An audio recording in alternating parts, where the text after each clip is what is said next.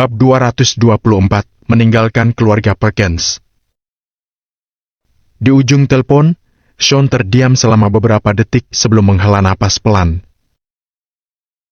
Setelah dipikir-pikir, jangan lakukan itu untuk sekarang. Tunggu sampai saya menelpon dan lakukan itu saat saya menyuruhmu,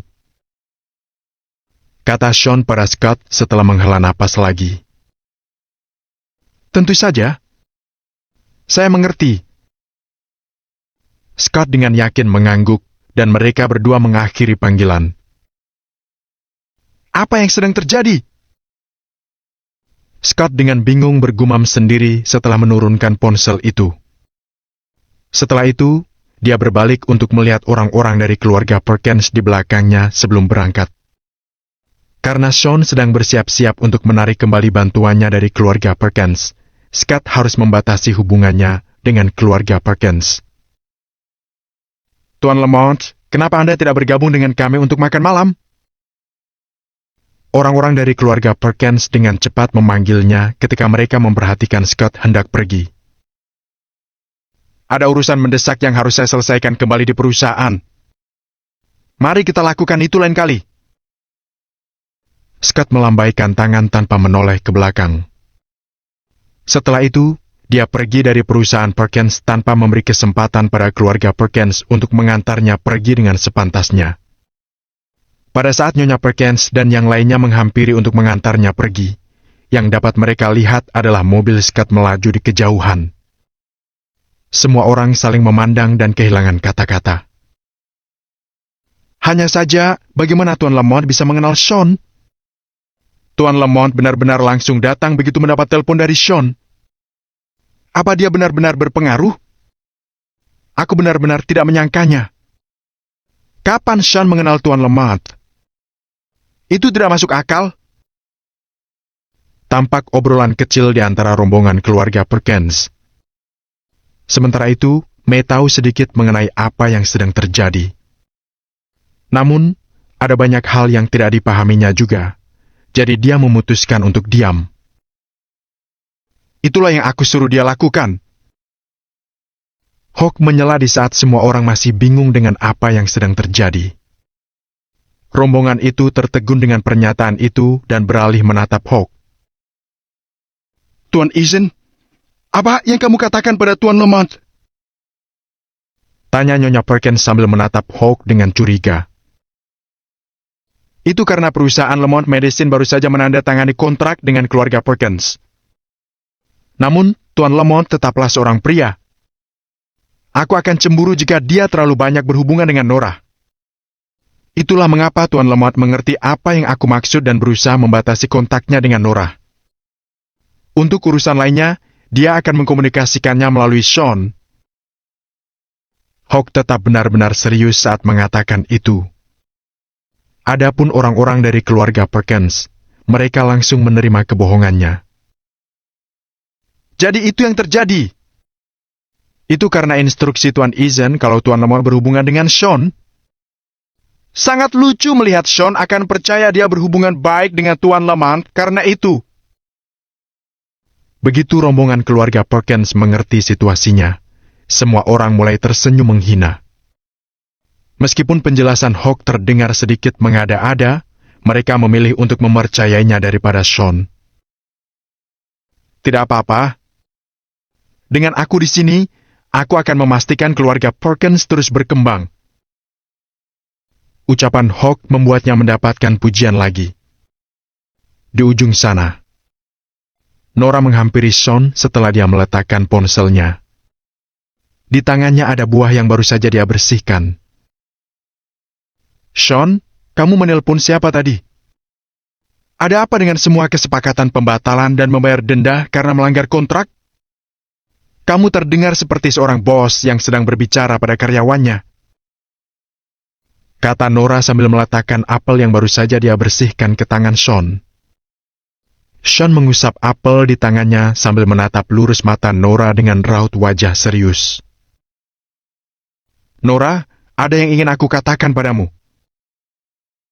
Nora mengeluarkan ponselnya untuk mengecek jam. Saat dia mendengar itu, dia menoleh untuk melihat Sean dengan raut wajah bingung. Aku sedang berpikir untuk membangun perusahaan atas namamu dengan kamu sebagai pimpinan. Kamu tidak perlu menetap di perusahaan Perkins.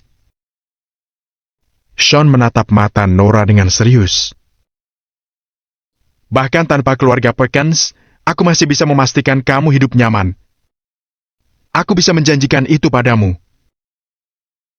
Sean menambahkan tanpa memberi kesempatan pada Nora untuk menjawab.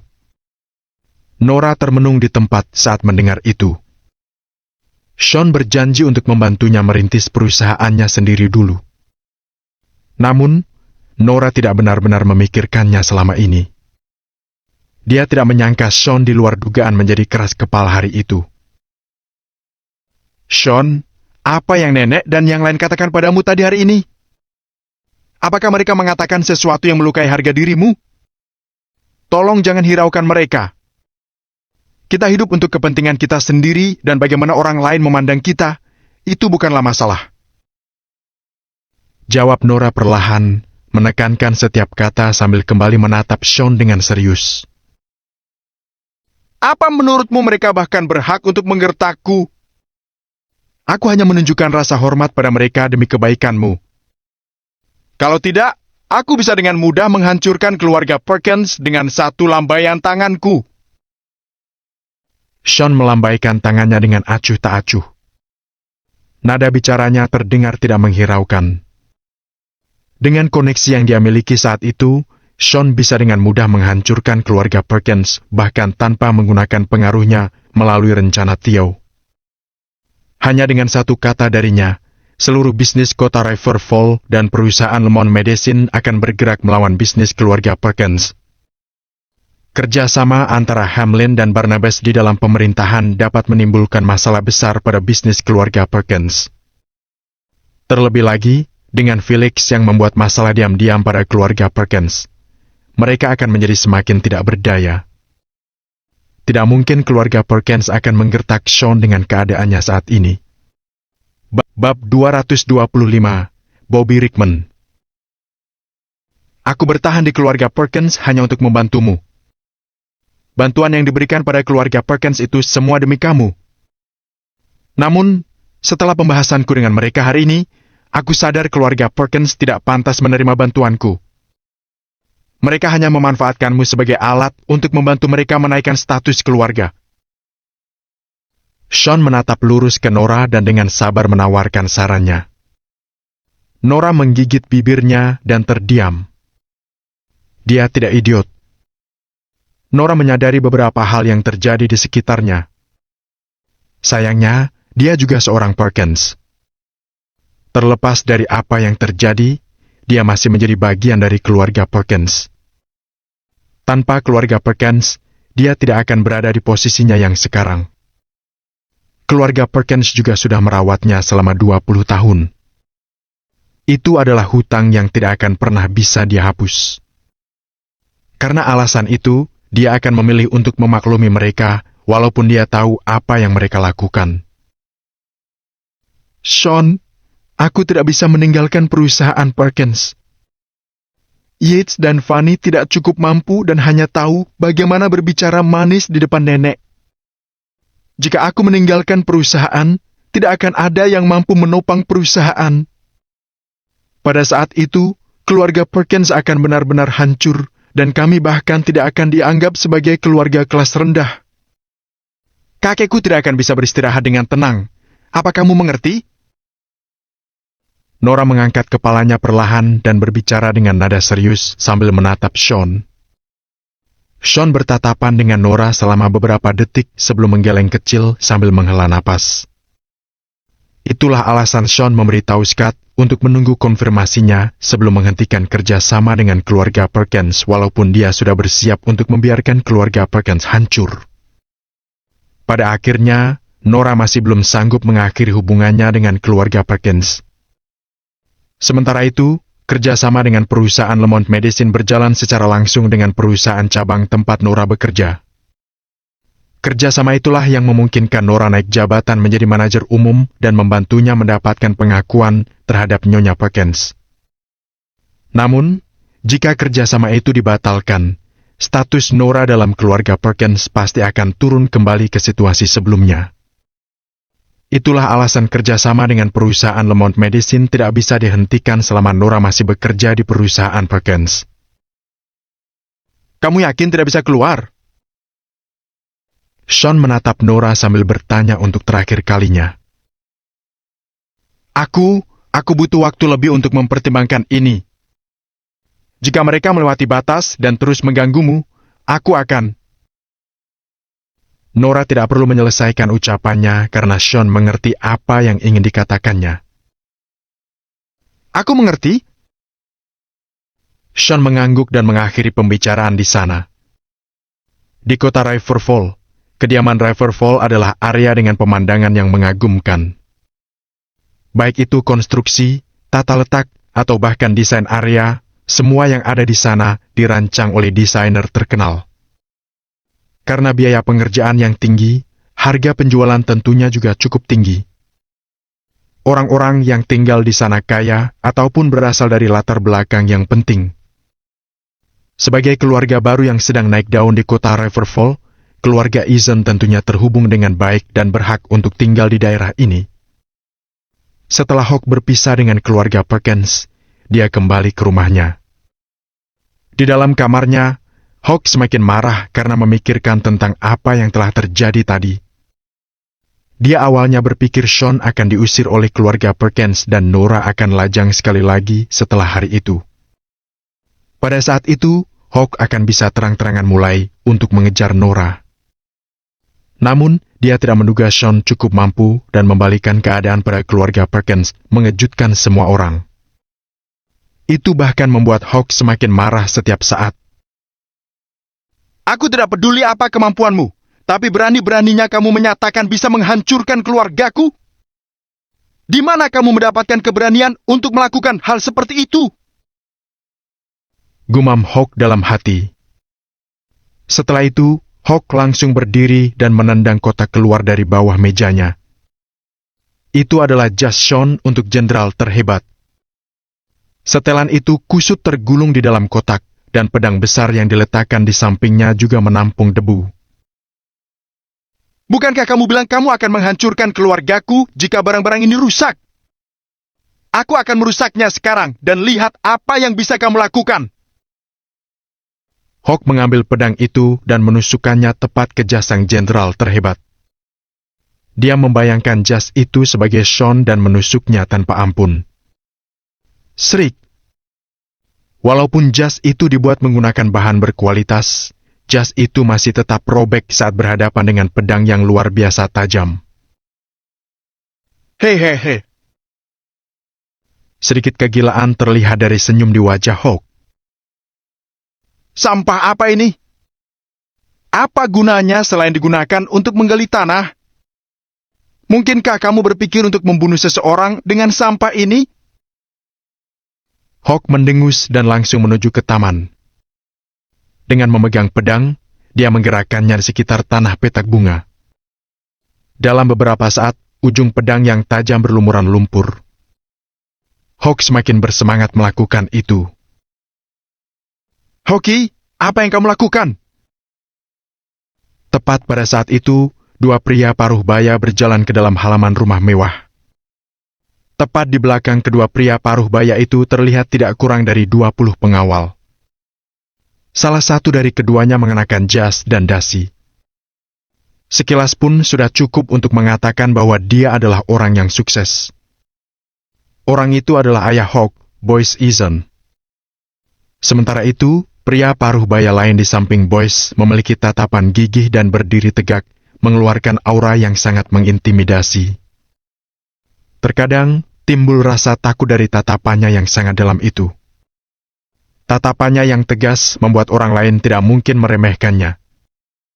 Wajar jika Hawk mengenal baik orang itu. Dia adalah Bobby Rickman. Dia adalah orang penting dari divisi Angkatan Darat Kota Riverfall. Bobby adalah sosok berwibawa dengan kekuasaan yang besar di Angkatan Darat.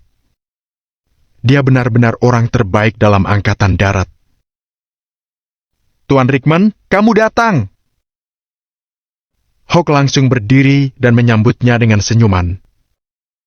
Selain uang, koneksi keluarga Eason juga memainkan peran penting dalam kenaikan status mereka yang cepat di kota Riverfall. Bobby dan keluarga Eason selalu dekat.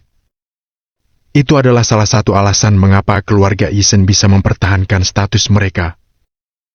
Dengan koneksi di Angkatan Darat, keluarga Eason tidak perlu takut pada apapun. Ya. Bobby adalah seorang pria yang tidak banyak bicara. Dia mengangguk dengan tatapan kosong dan berjalan menuju ruang tamu. Sementara itu, sosok yang dengan rendah hati menemaninya di samping adalah Caleb Eason, orang yang cukup terkenal lainnya di kota Riverfall. Bobby dengan tenang berjalan melewati Hawk. Namun, dia tersandung dan menghentikan langkahnya pada detik berikutnya. Setelah itu, tubuhnya berbalik perlahan dengan sikap yang kaku sampai dia berhadapan langsung dengan Hawk. Apa itu? Benda yang kamu pegang di tanganmu? Mata Bobby menyipit saat pandangannya tertuju pada pedang yang dipegang Hawk.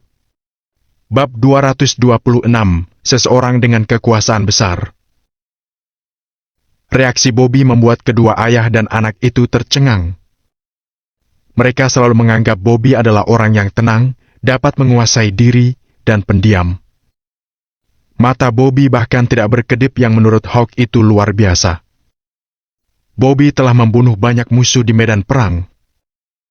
Dia telah menghadapi situasi di mana nyawanya, dan bahkan nyawa orang lain, berada dalam ketidakpastian. Lagi pula, saat itu dia adalah anggota penting Angkatan Darat. Bagaimana bisa seorang pria seperti ini terganggu oleh hal-hal duniawi? Namun, wajah Bobby saat melihat pedang di genggaman Hawk mengejutkan kedua ayah dan anak itu. Aku bertanya padamu, benda apa yang ada di tanganmu itu? Hawk kebingungan. Sadar akan hal itu, Bobby maju selangkah. Matanya terkunci pada pedang di tangan Hawk. Ini adalah... Hawk kehilangan kata-kata. Apa itu di tanganmu? Bobby maju selangkah lagi. Nada suaranya berubah menjadi serius. Kamu diberi pertanyaan, sialan! Kenapa kamu hanya melongo? Apa yang harus kamu sembunyikan dari Tuan Rickman? Boyce langsung menegur Hawk. Ini hanya barang bekas yang aku gunakan untuk menggali tanah, Tuan Rickman. Hawk menjawab cepat dengan kepala menunduk. Saat itu, Hawk tiba-tiba merasa pedang yang sedang dipegangnya menempatkannya dalam situasi yang canggung. Rasanya seolah-olah dia tidak layak memegang pedang itu. Dari mana kamu mendapatkannya? Bobby bahkan tidak menatap Hawk. Seolah-olah hanya pedang itu satu-satunya hal yang membuat Bobby tertarik. Sejak awal tatapannya terpaku pada pedang itu. Aku mengambil ini dari orang idiot. Hawk tidak menyebutkan nama Sean meskipun sempat tertegun beberapa saat. Namun, mengatakan kalau dia mendapatkan pedang itu dari orang idiot bukanlah hal yang berlebihan. Baginya Sean selalu idiot. Seorang idiot? Bobby tercengang. Benar, Tuan Rickman. Pria itu adalah seorang idiot. Aku menukarnya dengan permen lollipop. Hawk berbohong dengan wajah datar. Bobby mengangkat kepalanya dan menghadap Hawk. Dia percaya kalau Hawk tidak akan berani membohonginya. Biar aku lihat. Hawk langsung memberikan pedang itu ke tangan Bobby yang terulur. Bobby tidak keberatan meskipun pedangnya berlumuran lumpur. Itu hal yang aneh bahwa orang dengan status sepertinya tidak mengindahkan pedang yang berlumuran lumpur. Wush! Bobby mengelap lumpur dari pedang menggunakan tangannya dengan mudah. Dia kemudian langsung membersihkan lumpur dari tangannya dan mengabaikan sisa lumpur yang menempel di telapak tangannya. Boyce dan Hawk tetap diam sambil menatap Bobby dengan mata terbelalak. Sementara itu, Hawk bisa merasakan perasaan tidak menyenangkan mengalir dari dalam dirinya. Apakah dua benda dari Sean memang seistimewa itu? Ataukah identitas Sean tidak seperti yang terlihat? Bobby membolak-balikan pedang itu, memeriksanya secara detail. Namun, hati Bobby masih merasa cukup tidak yakin. Ada beberapa orang yang tidak layak untuk dikenali bahkan oleh Bobby Rickman. Ada hal-hal yang hanya pernah Bobby dengar, yang mungkin hanya bisa dia lihat sekali seumur hidupnya. Penampakan pedang di tangannya terlihat sedikit berbeda dari yang dulu pernah dia lihat. Apa kamu yakin kamu mendapatkan ini dari orang idiot? Bobby memeriksanya sesaat sebelum perlahan mendongak menatap Hawk. Ya, Tuan Rickman. Aku tidak akan pernah berbohong padamu. Jawab Hawk sungguh-sungguh sambil mengangguk. Bobby menjawab anggukan Hawk dengan kembali memeriksa pedang itu. Apakah ada lagi yang lain selain pedang ini? Bobby kembali bertanya dengan penasaran. Ada beberapa benda yang memiliki pasangannya. Misalnya, pedang penjaga dan jas jenderal terhebat yang tidak akan pernah bisa dipisahkan dengan mudah. Jas itu mewakili status dan kekuasaan seseorang, sementara pedang mewakili kewenangan seseorang untuk melaksanakan hukum sesuai keinginan mereka. Keduanya saling melengkapi dengan sempurna, menjadikannya dua bagian dari keseluruhan. Identitas seseorang akan terwakili sepenuhnya hanya ketika dua benda itu bersama. Itu saja, Tuan Rickman. Aku hanya mengambilnya dari orang idiot itu karena iseng. Jawab Hawk setelah beberapa saat merenung. Tepat saat itu, Hawk sendiri tidak yakin dengan keadaan sekitar Sean. Jika ternyata Sean adalah sosok yang luar biasa, maka rencananya untuk keluarga Perkins akan sia-sia.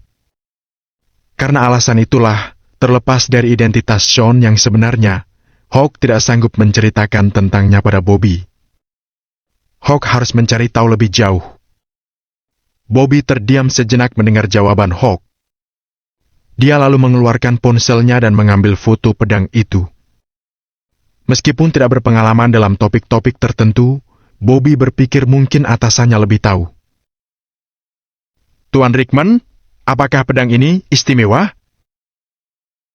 Menyaksikan rasa penasaran Bobby yang terkuak membuat Hawk sendiri pun tidak mampu menahan keingintahuannya. Tidak terlalu istimewa. Hanya saja mirip dengan pedang yang pernah aku lihat sebelumnya. Bobby kemudian mengembalikan pedang itu pada Hawk. Bobby berpikir mungkin dia telah mengambil kesimpulan terlalu cepat karena hanya ada pedang itu. Oke. Aku mengerti. Hawk mengangguk sebelum melemparkan pedang ke hamparan bunga begitu saja. Ruang tamu rumah Eason didekorasi dengan megah dan mewah. Duduk di sana akan terasa seperti sedang berada di istana. Bobby duduk untuk berbicara dengan Boyce setelah membersihkan tangannya.